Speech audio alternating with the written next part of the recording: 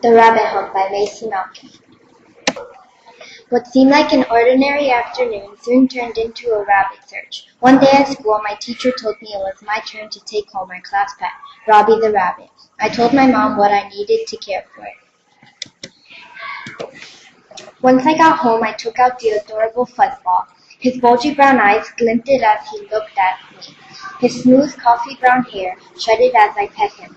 Afterwards, I put him back in his cage and got him a saucer of water that had 2 almost melted ice cubes. I placed the bowl in his little house, and he drank it as if he hadn't had water for days. He was done with the water in a minute. I refilled the bowl, and then I searched through my book bag, trying to find his blue ball. Finally, at the bottom of my backpack was the small orb. I tossed it in his cage. He played with the ball like a kitten with yarn.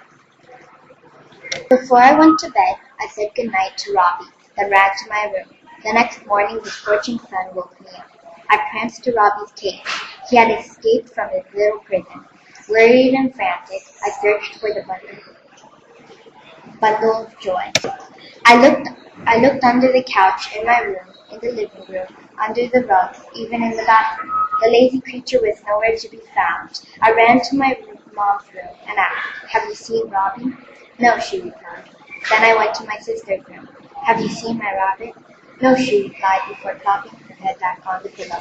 "I guess I'll go back to bed," I mumbled. Thinking of what could have happened to Robbie, I walked back to bed and pulled the blankets over my head. The only time I came out was to eat dinner. Hoping the cuddly bunny would be there, I ran to his home. He was still missing.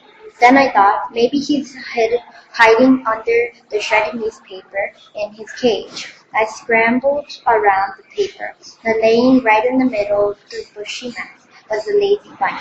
I picked him up and hugged him. Robbie was safe all along. That was the last time I wanted to take home the class pet.